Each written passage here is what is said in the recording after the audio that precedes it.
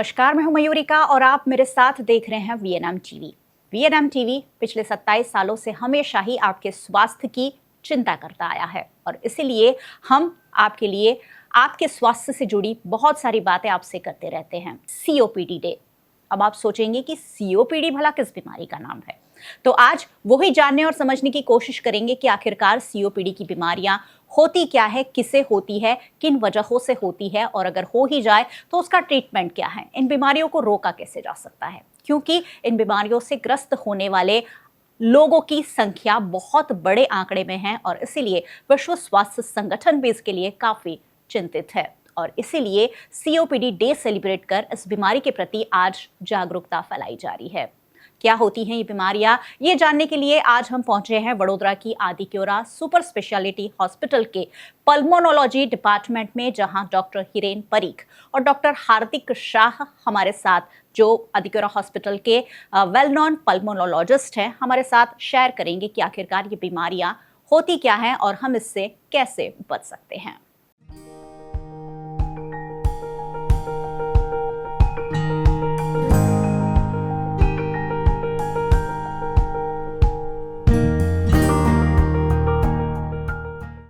આ સીઓપીડીની બીમારીઓ છે શું, કોને થાય છે, કેમ આટલી બધી કોમન થતી જાય છે અને એટલી બધી કોમન કેમ થતી જાય છે કે એક આખો દિવસ સેલિબ્રેટ કરવાની જરૂર પડે છે? ડૉક્ટર હિરેન પરીખ આપણી સાથે છે। સર, શું કહેશો આ બીમારી વિશે? સીઓપીડી એક એવી બીમારી છે કે જેના લીધે ફેફસા લાંબા સમયે વીક પડી જાય છે। સીઓપીડીનું આખું ફૂલ ફોર્મ જોઈએ તો સી मतलब ક્રોનિક, ઓ मतलब ઓબ્સ્ટ્રક્શન, પી मतलब પલ્મોનરી, ડી मतलब ડિઝીઝ। એટલે આ ફેફસાની એક એવી બીમારી છે કે જેમાં ફેફસાની શ્વાસ નળીઓ સાંકડી થઈ જાય છે, જેના લીધે આ બીમારી થાય છે। એના સિમ્ટમ્સ શું છે, એના રિસ્ક ફેક્ટર શું છે, એ આપણે આગળ જતાં ડિસ્કસ કરીશું। સૌથી ઇમ્પોર્ટન્ટ વસ્તુ એ છે કે આ એક બહુ જ કોમન બીમારી હોવા છતાં બી લોકોમાં એટલી સમયસૂચકતા અને એટલી લોકોમાં અવેરનેસ હોતી નથી, જેના લીધે જ WHO એટલે કે જે વર્લ્ડ હેલ્થ ઓર્ગેનાઇઝેશન છે, દર વર્ષે નવેમ્બરના 3જા બુધવારે વર્લ્ડ સીઓપીડી ડે તરીકે સેલિબ્રેટ કરવામાં આવે છે, કે જે આ વખતે 19 નવેમ્બરના દિવસે આવે છે। આ એટલા માટે ઇમ્પોર્ટન્ટ છે કે તમે એક આંકડા મુજબ વર્લ્ડમાં COPD third leading cause of death અને મોર્ટાલિટી છે, જે 10 વર્ષ પહેલાં 5th કોઝ હતો અને એવું માનવામાં આવે છે કે 2030 સુધી આ બીમારી first leading cause of death અને મોર્ટાલિટી હશે। એટલું જ નહીં, ઇન્ડિયામાં આ બીમારી અત્યારે second leading cause of the death છે અને એક આંકડા મુજબ 100માંથી લગભગ 7 થી 8 દર્દીઓ આ બીમારીના લીધે પીડિત હોય છે, કે જેના વિશે એ દર્દીને ખબર જ નથી હોતી કે મને સીઓપીડીની બીમારી છે। અને એ જ માટે વર્લ્ડ હેલ્થ ઓર્ગેનાઇઝેશન 3 નવેમ્બરના દિવસે વર્લ્ડ સીઓપીડી ડે ઉજવે છે અને આ વર્ષનું થીમ છે think of COPD when you have breathing problem. મતલબ જો તમને શ્વાસ લેવામાં તકલીફ પડે તો તમને સીઓપીડી હોઈ શકે છે અને જેના માટે તમે તમારા ડૉક્ટર સાથે કોન્ટેક્ટ કરો।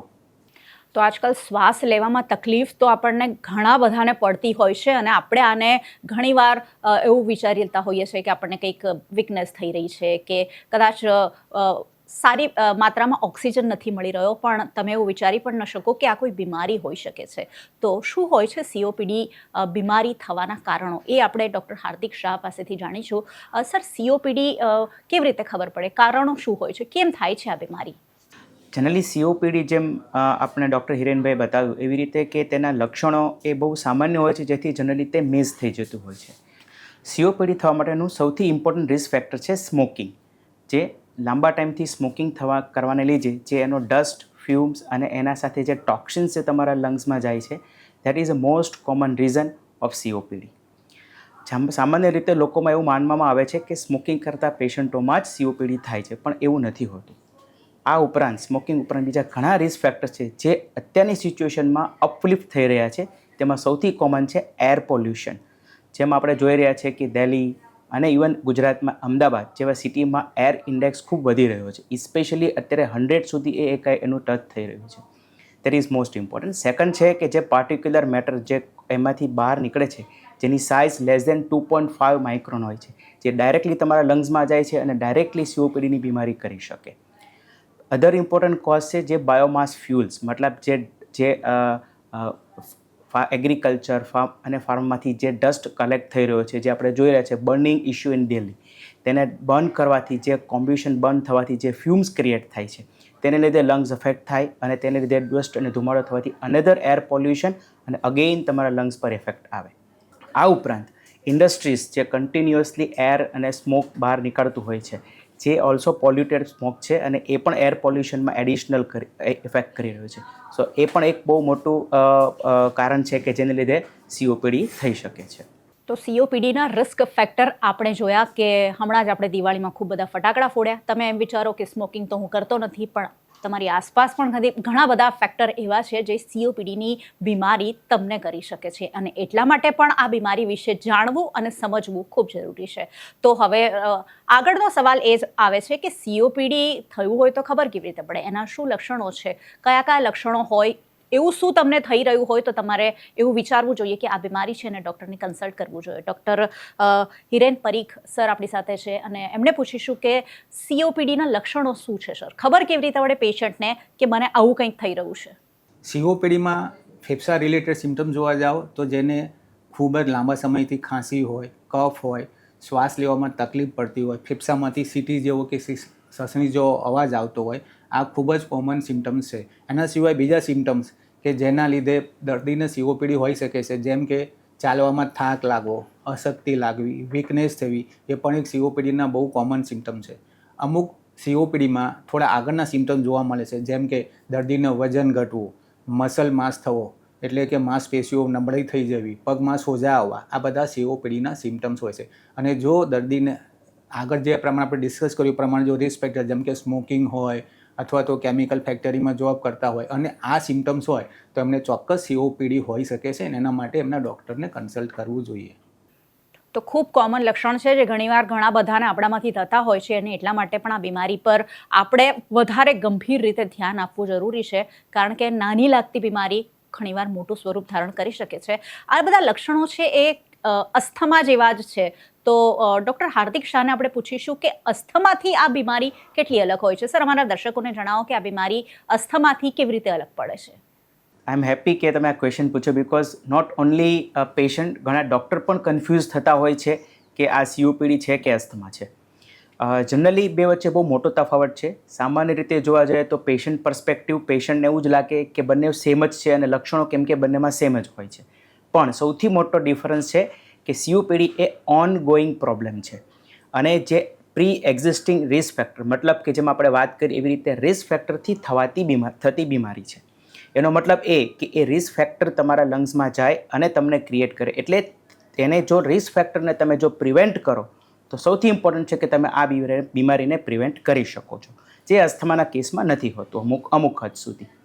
તે ઉપરાંત COPD એ ઓનગોઈંગ પ્રોબ્લેમ છે, અને એમાં જો એક વખત ડેમેજ ચાલુ થાય અને જો તેનો એક્સપોઝર હોય તો આ બીમારી કન્ટિન્યુઅસ આગળ વધતી જતી હોય છે.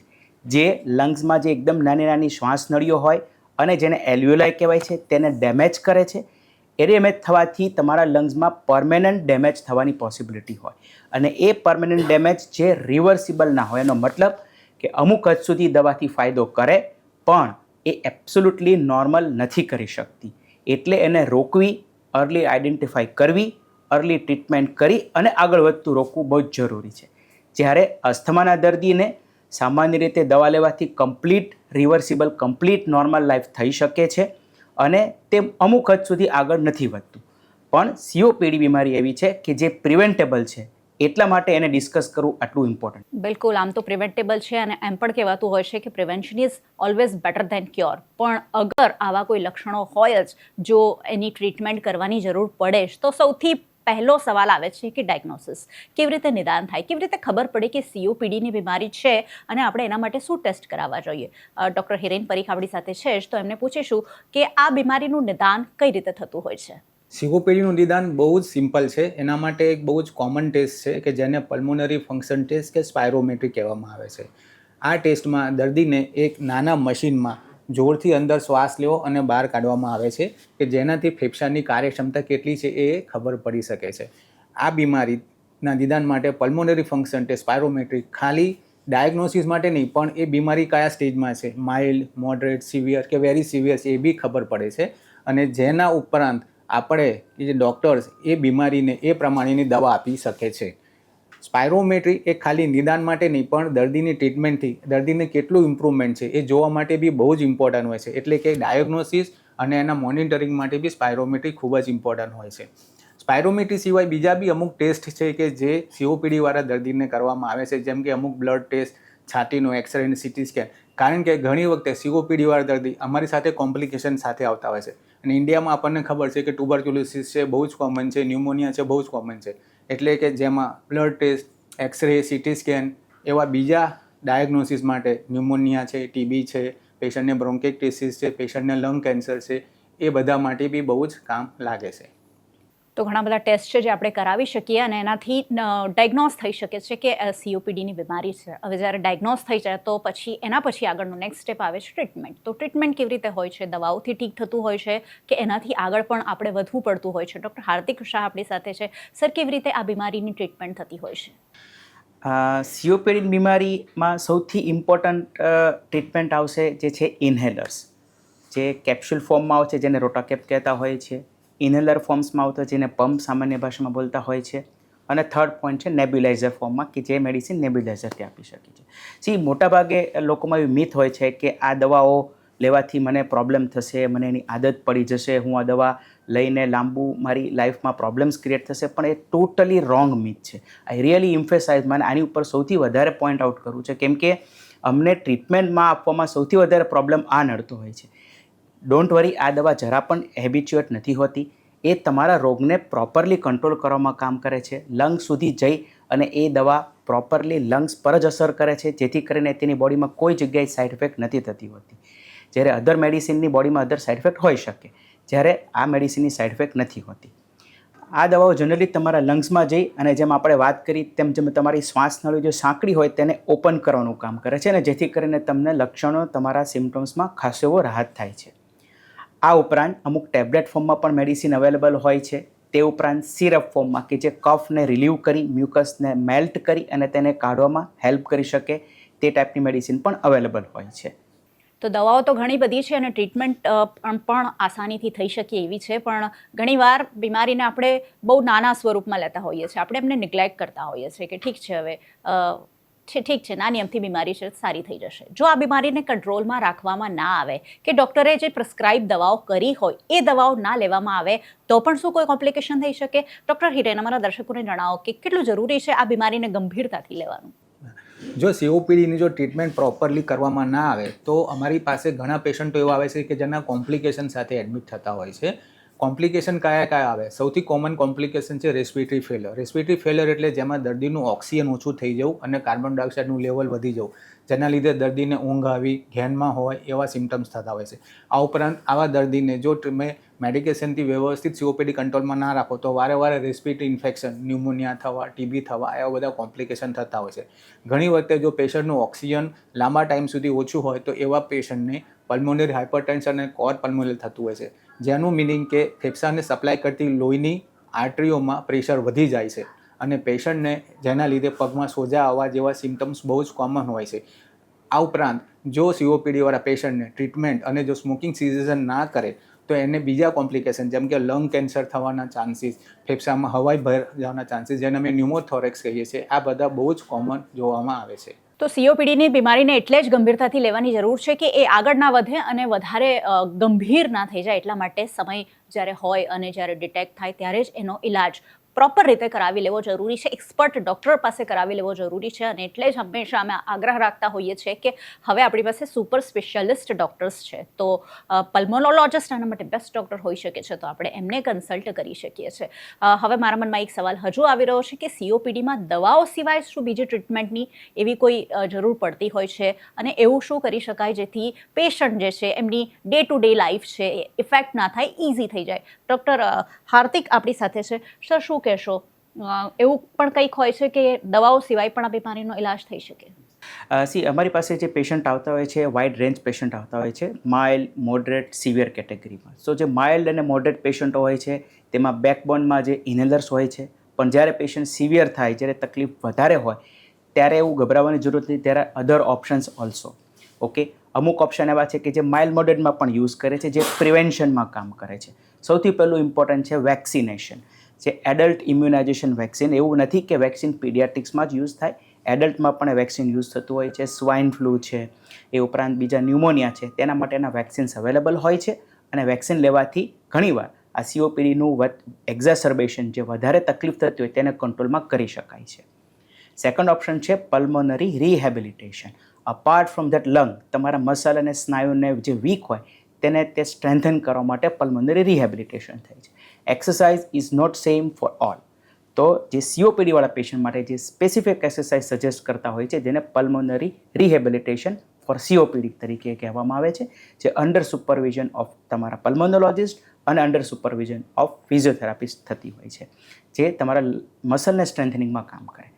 થર્ડ પોસિબલ, જ્યારે થોડુંક એડવાન્સ સ્ટેજ હોય ત્યારે અમે લોકો એડ કરીએ છીએ, જે છે લોંગ ટર્મ હોમ ઓક્સિજનેશન થેરાપી. એનો મતલબ કે ઘણે તમારે લાંબા ટાઈમ સુધી, મતલબ દિવસના અમુક અવર્સ સુધી, depending upon patients condition, oxygen ઘરે અમે સજેસ્ટ કરતા હોઈએ છીએ, જે લાંબા ટાઈમ માટે કામ કરે છે, જે આગળની કોઈ મેડિસિન આ વસ્તુ નથી કરતી. So that is another option. And last option, કે જ્યારે આનાથી પણ એડવાન્સ સ્ટેજ હોય, કે જ્યારે જેમ આપણને ડૉક્ટર હિરેનભાઈ બતાવ્યું તેમ કાર્બન ડાયોક્સાઇડ ને બધું બોડીમાં વધવાના પોસિબિલિટી હોય, અથવા તો બહુ જ સિવિયર COPD હોય, તેમાં અમે લોકો બાયપેપ મશીન સજેસ્ટ કરીએ છીએ, જે પેશન્ટને બ્રિધિંગમાં સપોર્ટ કરે છે અને ઓક્સિજન ઇમ્પ્રૂવ કરવામાં હેલ્પ કરે છે. તો ઘણી બધી ટ્રીટમેન્ટ અવેલેબલ છે, પણ હંમેશા એક્સપર્ટ ડૉક્ટર સાથેના ટોક હું એક જવાબ વગર પૂરા નથી કરતી, અને એ છે કે ચલો આ તો બીમારી વિશે વાત થઈ ગઈ, એની ટ્રીટમેન્ટ વિશે વાત થઈ ગઈ, કેવી રીતે એનાથી આપણે નિજાત પામી શકીએ છીએ, એનાથી પણ આ બીમારી થાય જ નહીં એવું શું થઈ શકે? ડૉક્ટર હિરેન આપણી સાથે છે. સર, એવું શું કરી શકાય કે આવી બીમારીઓથી બચી શકાય? સ્મોકિંગ ચાલો તમે એવોઇડ કરી શકો, પણ જે પોલ્યુશન છે અને બીજા જે ફેક્ટર્સ તમે કહ્યા, એનાથી કેવી રીતે બચી શકે? બહુ જ સાચી વાત છે. આપણે કહેવામાં આવે છે કે prevention is always better than cure, અને આ COPD જેવી બીમારી કે જેને એકવાર ડાયગ્નોઝ થયું પછી એ ક્યોર કરવી એ ઓલમોસ્ટ ડિફિકલ્ટ છે. સો એના માટે પ્રિવેન્શન ઇઝ બહુ જ ઇમ્પોર્ટન્ટ છે. સૌથી પહેલાં તો જે આ રિસ્ક ફેક્ટર છે, જેમ કે સ્મોકિંગ, તો એક્ટિવ અને પેસિવ સ્મોકિંગ બંને ખૂબ જ અવોઇડ કરવું જોઈએ. બીજું કે જે લોકો બીજા રિસ્ક ફેક્ટર કયા છે, કે જે એવા ઇન્ડસ્ટ્રીમાં કામ કરે છે, કેમિકલ ફેક્ટરીમાં કામ કરે છે, એવા ગેસીસનું જેને એક્સપોઝર છે, એ લોકોએ જે પ્રમાણેનું પ્રિવેન્શન છે, પ્રિવેન્ટિવ માસ્ક આવે છે, રેસ્પિરેટરી હેલ્મેટ આવે છે, એ પ્રમાણે એમના રેગ્યુલર યુઝ કરવું જોઈએ. આ ઉપરાંત જે લોકો એવી જગ્યાએ જોબ કરે છે કે જ્યાં આવા કેમિકલનું એક્સપોઝર છે, એ લોકોએ પ્રિવેન્શન તરીકે આપણે જે ટેસ્ટ નક્કી કર્યો, સ્પાયરોમેટ્રી કે pulmonary function test, every 6 monthly કરાવવો જોઈએ, જેનાથી આપણને બીમારી આગળ વધે અથવા તો બીમારી સ્ટાર્ટ થાય એ પહેલાં જ આપણે નિદાન કરી શકીએ છીએ અને આપણે સમય સૂચકતા પ્રમાણે એને આગળ વધતા અટકાવી શકીએ છીએ. આ ઉપરાંત જ્યારે તમે કોઈ એવી જગ્યાએ જાઓ કે જ્યાં બહુ જ પોલ્યુશન છે, બહુ ડસ્ટ છે, ત્યાં તમારે આપણે જે પ્રમાણે આવે છે માસ્ક, એ માસ્ક તમારે રેગ્યુલરલી યુઝ કરવા જોઈએ. નોર્મલ વસ્તુ જે સૌથી ઇમ્પોર્ટન્ટ છે કે તમારે નિયમિત યોગા, પ્રાણાયામ, કોઈ એક્સરસાઇઝ, રનિંગ છે, વોકિંગ છે, સ્વિમિંગ છે કે સાયકલિંગ છે, એ તમારા ફેફસાને મજબૂત કરવા માટે ખૂબ જ ઉપયોગ થાય છે અને આવી બીમારીઓને એ ઘણી હદ સુધી અટકાવી શકે છે. સો આ બધી वस्तुओं प्रिवेंशन तरीके खूब જ જરૂરી છે.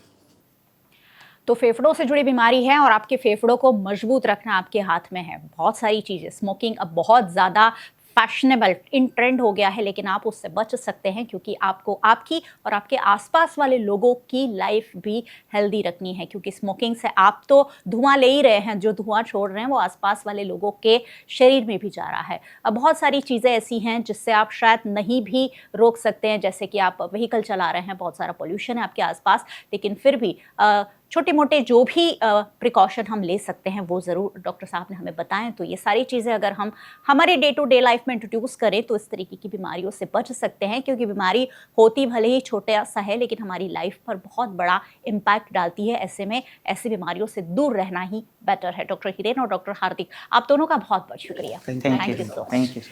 बहुत अच्छी जानकारी आदिक्यूरा सुपर स्पेशलिटी हॉस्पिटल के पल्मोनोलॉजिस्ट डॉक्टर हिरेन परीख और डॉक्टर हार्दिक शाह ने हमें दी है, जिसके लिए आपकी ओर से मैं उनका शुक्रिया अदा करती हूँ और आप सबका भी बहुत बहुत शुक्रिया हमेशा हमारे साथ जुड़ते रहने के लिए.